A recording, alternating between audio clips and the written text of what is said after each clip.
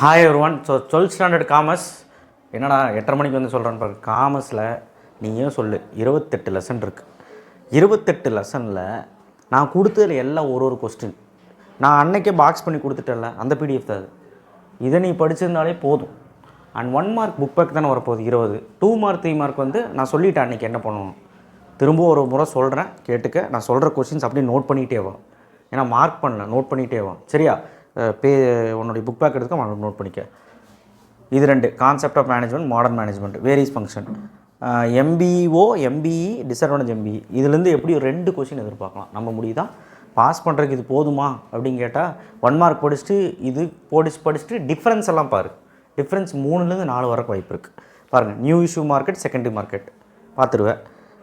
Characteristics of capital கேட்டர் மட்டும் பாரு. கேபிட்டல் மார்க்கெட் மாதிரி பாரு. Money market, capital market.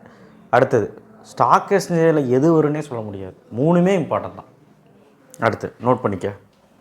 Chapter 8ல் இது விட்டுரு. ஹியூமன் ரிசோர்ஸில் எல்லாமே படிச்சிரு 3மே. அடுத்தது on the job, off the job training. அடுத்து கிளாசிஃபிகேஷன் ஆஃப் பேசிஸ் எக்கனாமிக்ஸ். அப்புறம் மார்க்கெட்டிங் மிக்ஸு. அடுத்து traditional marketing, e marketing confirm. அடுத்தது ஓகே கன்சியூமர் எக்ஸ்ப்ளாய்டட் அது கேட்பாங்க. அடுத்தது முடிஞ்சு. அடுத்தது இதெல்லாம் வேண்டாம். Advantage of liberalisation, disadvantage liberalisation, LGP policy, condition warranty இதெல்லாம் easy. Cheque, bill of exchange, entrepreneur, women's challenge சேலஞ்ச் ஃபேஸ் பண்ணுறாங்க என்டர்பிரனருக்கு. அடுத்தது ஷேர்ஸ் அண்ட் டிபெஞ்சர்ஸ், கேஎம்பி. இப்போ நான் சொன்னது மட்டும் பார்த்தா போதும். சரியா?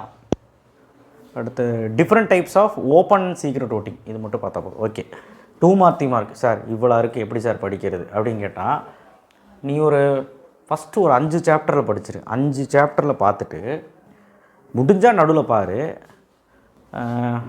சொல்கிறேன் பாரு. 9வது சாப்டரு, அப்புறம் அப்படியே சொல்கிறத நோட் பண்ணிக்க. 13வது சாப்டரு, 14வது சாப்டர் பாருங்கள். எல்லாம் 2 கொஸ்டின் தான். 17, 24, 23, 22, 19, 28, 27 அவ்வளோ. இவ்வளோலாம் படிக்க முடியலன்னா காமர்ஸில் 2 மார்க் 3 மார்க் எழுத முடியாதுன்னு கேட்டால் எழுத முடியாது. இப்போ நான் சொன்னது படித்தா 5 2 மார்க் 5 மார்க் எழுதலாம். அப்போ பாஸ் பண்ணால் போதும்னு முடிவு பண்ணிட்டீங்கன்னா 1 மார்க் படிச்சிரு, 5 மார்க் படிச்சிரு. வேறு நான் என்ன சொல்கிறது? நல்ல மார்க் எடுக்கணும், 2 மார்க் 3 மார்க் எழுதணும் அப்படின்னா கண்டிப்பாக இதெல்லாம் பார்த்தாகும் நான் சொன்னது. ஓகேவா? கன்ஃபார்மாக நல்லா பண்ணு. நாளைக்கு ஈஸியாக தான் கொஸ்டின் பேப்பர் வரும். ஸோ அதுக்கு தகுந்த மாதிரி ப்ரிப்பேர்டாக போ. எதுவுமே தெரிலனா அந்த ஹெட்டிங் வச்சு ஓட்டி விட்டுரு. ஹெட்டிங் மனப்பாடம் பண்ணிட்டு போ. ஹெட்டிங் வச்சு இது போட்டுரு. சினாபிஸ்லாம் போட. சினாபிஸ்ன்னு ஹெட்டிங் போடக்கூடாது.